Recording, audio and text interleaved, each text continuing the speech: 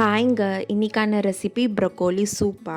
ஹெல்த்தியாகவும் அதே time simple ingredients வச்சு ரொம்ப ஈஸியாக இந்த ரெசிபியை எப்படி செய்கிறதுன்னு பார்த்துடலாம். ப்ரொக்கோலி பிடிக்காதவங்களுக்கு கூட இந்த சூப் ரெசிபி ரொம்ப பிடிக்கும். வாங்க எப்படி செய்கிறதுன்னு பார்த்துடலாம். அதுக்கு தேவையான பொருட்கள்: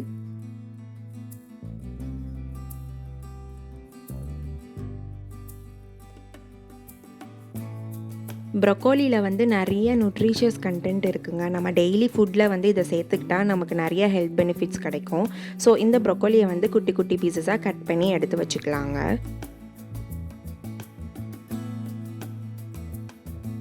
இந்த மாதிரி இண்டிவிஜுவல் பீசஸாக கட் பண்ணி எடுத்துக்கலாங்க. கட் பண்ணதுக்கப்புறம் ஒரு பவுலில் தண்ணி சேர்த்து நம்ம கட் பண்ணி வச்சுருக்க ப்ரொக்கோலியை சேர்த்து நல்லா ஒரு 2 வாட்டி வாஷ் பண்ணி எடுத்து வச்சுக்கலாங்க.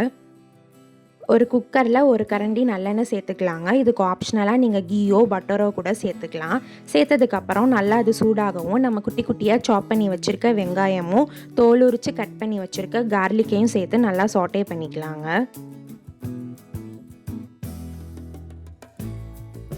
ரெண்டு பொட்டேட்டோவை தோல் சீவி குட்டி குட்டி பீசஸாக கட் பண்ணி சேர்த்துக்கலாங்க. பொட்டேட்டோ மட்டும் தான் சேர்க்கணும் இல்லை, உங்களுக்கு விருப்பமான எந்த வெஜிடபிள்ஸ்னாலும் சேர்த்துக்கலாம். கேரட்டோ பச்சை பட்டாணியை கூட சேர்த்துக்கலாங்க. சேர்த்துட்டு அதையும் நல்லா சாட்டே பண்ணி எடுத்துக்கலாம்.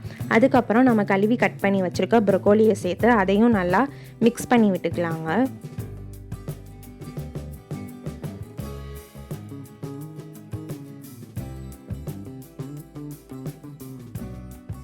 ரெசிபிக்கு தேவையான அளவு சால்ட்டு சேர்த்துக்கலாங்க. அதுக்கப்புறம் பெப்பர் மசாலா சேர்த்துக்கலாம். உங்களோட ஸ்பைசினஸ்க்கு லெவலுக்கு ஏற்ற மாதிரி நீங்கள் பெப்பர் மசாலா சேர்த்துக்கலாம். சேர்த்துட்டு நல்லா மிக்ஸ் பண்ணிக்கலாங்க.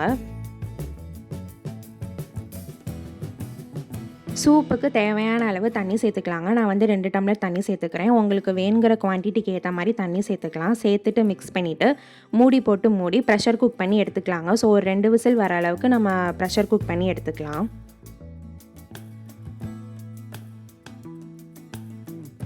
ப்ரெஷரெல்லாம் குறைஞ்சதுக்கப்புறம் நம்ம குக்கரை திறந்து பார்த்துடலாங்க. ப்ரொக்கோலி பொட்டேட்டோ எல்லாமே சூப்பராக வெந்திருக்கு. இது தனியாக ஒரு பவுலில் ட்ரான்ஸ்ஃபர் பண்ணி ஆற வச்சிடலாங்க.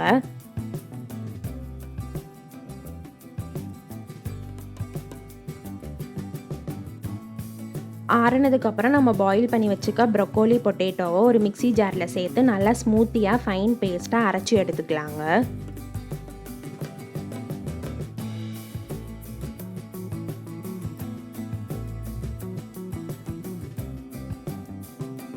ஒரு சாஸ் பேனோ இல்லாட்டி குக்கரோ எடுத்துக்கலாங்க. அதில் நம்ம ஸ்மூத்தாக அரைச்சி வச்சுருக்க ப்ரொக்கோலி பேஸ்ட்டை சேர்த்துக்கலாம். சூப்போட கன்சிஸ்டன்சிக்கு ஏற்ற மாதிரி லைட்டாக தண்ணி சேர்த்துக்கலாங்க. சேர்த்துட்டு நல்லா மிக்ஸ் பண்ணிவிட்டு அடுப்பை ஒரு லோ ஃப்ளேமில் வச்சு நல்லா குக் பண்ணிக்கலாம். இப்போது இந்த சூப் லெவலோட டேஸ்ட்டையோ ஸ்பைசி லெவல்ஸுக்கோ ஏற்ற மாதிரி நம்ம மசாலாவும் சால்ட்டும் சேர்த்துக்கலாங்க. சேர்த்துட்டு அதையும் நல்லா மிக்ஸ் பண்ணிவிட்டு லோ ஃப்ளேமில் வச்சு நல்லா குக் பண்ணிக்கலாங்க. ஸோ அப்பப்போ நம்ம கிளறி விட்டுகிட்டே இருக்கலாம்.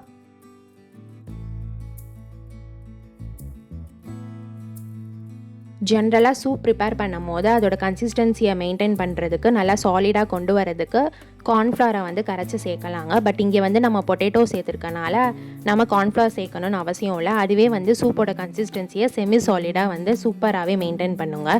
அடுப்பை லோ ஃப்ளேமில் வச்சுட்டு ஒரு கொதி வர அளவுக்கு குக் பண்ணி அரைக்கிட்டா போதுங்க. சூப்பரான ஹெல்த்தியான இந்த ப்ரொக்கோலி சூப் ரெடி ஆயிடுச்சு. சுட சுட சர்வ் பண்ணி சாப்பிட்றலாம்.